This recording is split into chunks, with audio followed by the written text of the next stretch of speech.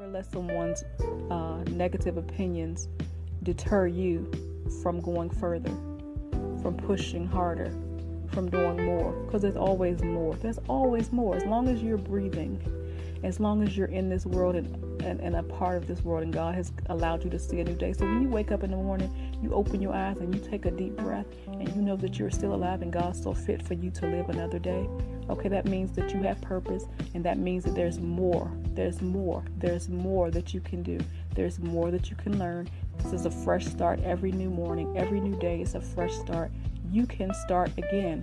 You can either start again, or you can continue where you are and keep pushing, keep going. Challenge yourself, change yourself, improve yourself. You can do it. You can make it. I believe in you, and God does too. He says, true love comes when you lose where you end and they begin, and the atoms in your souls forget where they belong. So there's a mingling. I love that. And slowly you become pieces of each other, too close now to ever be apart. Is that beautiful or what? When you become one with somebody, you all are so intertwined. Your cells, your atoms, all the particles that make you, your DNA, it's all mixed up together. And so it's like there is no way to separate you now. True love is like that. No matter what tries to come between it, no matter what happens. And the thing is, people don't always stay together as far as relationships are concerned. Marriages break up all the time, but I believe that, and relationships break up all the time, but I believe that if there's ever been true love in the mix, that love is not going anywhere, baby. I promise you, love lasts forever. What a different era we seem to grow up in.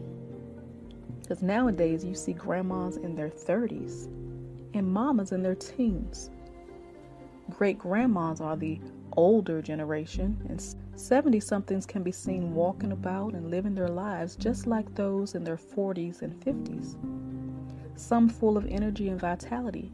And the ironic thing is, some of them will tell you they're still learning, still looking forward to new things and experiences. God willing, as they like to say. I was awed by Miss Tyson's humility, her courage, and her wisdom. She really believed she was just beginning to understand her identity during the last years of her life. Can you believe that? I think she was about 96 years old. It's a testament to the fact that learning is perpetual, and we never truly arrive. The moment we think we have, we reveal our ignorance. So, witnessing racial ignorance from others, Tyson made the conscious decision early in her acting career to use her profession as her platform, a stage from which to make her voice heard by carefully choosing her own projects and portrayals. She felt compelled to use that form as a force for good, to portray the full spectrum of our humanity. She wanted to portray Black people and Black families and Black love in a different light, in a proper light. This man in Toni Morrison's story is saying, how come these peacocks can't fly? How come they can't fly? I know they're beautiful. I know they're extravagant. I know they get your attention. Peacocks can't fly. And the explanation they give, quite literally, is too much stuff weighing it down. They call it jewelry. All that jewelry weighs it down. The jewelry, the flare on their feathers, the bling and the things that make it stand out. All those feathers and all that weight stops it from getting off the ground. It's like vanity. Vanity and pride are a heavy weight. Can't nobody fly with all that stuff. Baggage. Want to fly, you got to give up the stuff that weighs you down. You've often heard me say in my videos about how we all represent a candle. And sometimes we might be standing next to someone whose candle is not lit. Your candle's up there burning bright and shining. You're just doing your thing, and the person next to you, their candle may not be lit, or their candle may have gone out. Their flame may have gone out. So what do? We can light their candle using our own light and the light that comes from God. The God in us brings that light to light them. And how do we do that? Encourage, uplift, inspire, love on them, compliment them, lift them up, help them, teach them, all of those things. And you're not losing anything when you share your light with someone else.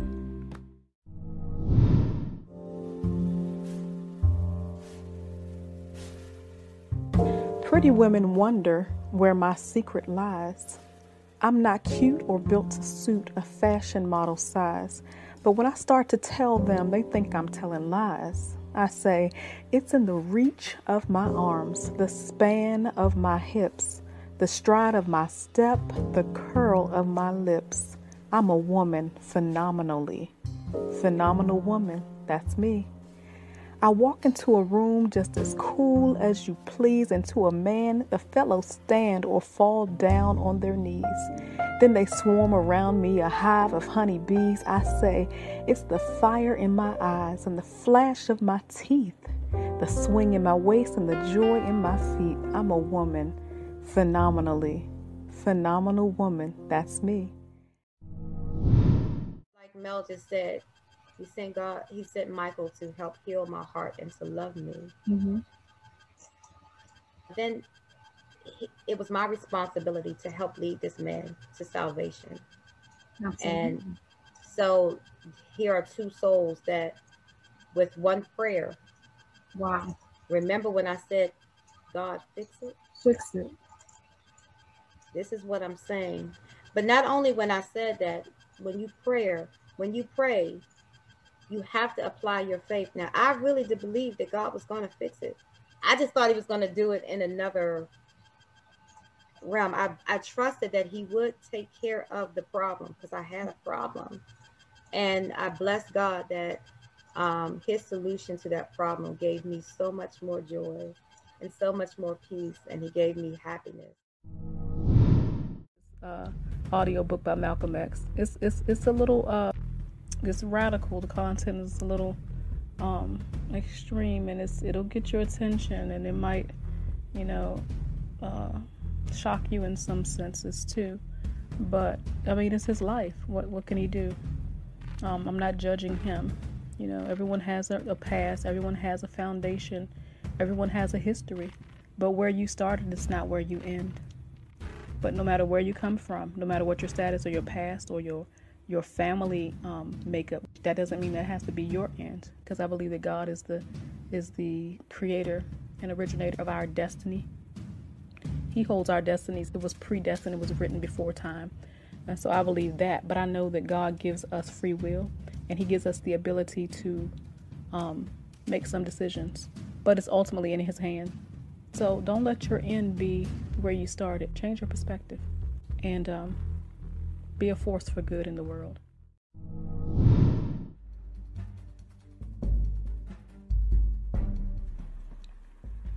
The point in life when you do great things or speak great words or live a great life is to inspire others, not to compete. There's a broken fabric in society that looks with downcast eyes, side eyes, and rolls its eyes as such, and consequently feels the need to outdo or imitate or hate what God has gifted one to do. Many of our gifts are innate. Some have been developed, but they all are meant to serve the purpose of glorifying God. I love this quote by Marianne Williamson. You may have heard it because it is such a popular yet challenging one. She says, our deepest fear is not that we are inadequate. Our deepest fear is that we are powerful beyond measure. The story, The Alchemist. This young man goes on a journey in search of treasure, so he was following his dreams. And he was not quite sure what the dream meant, so he sought a dream interpreter to tell him what it meant. The dream interpreter ends up telling him that there's treasure for him in a certain place, and he has to go to seek out that treasure. He can choose not to, or he can seek to do it, but they were telling him that you'll never be fulfilled, you'll never feel satisfied until you pursue that dream and that treasure. And they were saying that, all the things that you've come to love, the places you've been, the people you've encountered, all of it is a part of your journey, and it's going to lead you toward your treasure. You can choose to stop where you are and settle with something that still isn't a bad thing. You can settle where you are with the good thing that you have right now, whether it's a person, whether it's a place that you've grown fond of, or a career you've grown fond of, or whatever that you've grown fond of. But one day you will live with regret if you do not pursue that dream and that treasure that awaits. Every person is important. If God allowed you to encounter them, they are important in your life. So pay attention when God brings people into your world. Like, there are some people that I encountered and came into my life in a roundabout way that I was not expecting. I think it's amazing when you're not looking, like you're busy living life and you're not looking for someone. And then some kind of way God brings that person into your space some kind of way. Like, you weren't even seeking that person out, and then somehow you bump into them in the spirit. You encounter them on a deep level, on a personal level, on a spiritual level, and you're like, wow, there's a purpose for this person. And for whatever reason, you're drawn to them, and you're like, I don't understand what part this person's going to play in my life, but I can tell that they're going to play a big part. Sometimes you're like, I don't know. You don't always know. But then there are some people that you sense this strong, magnetic force between you. And it's like, people might want to call that chemistry.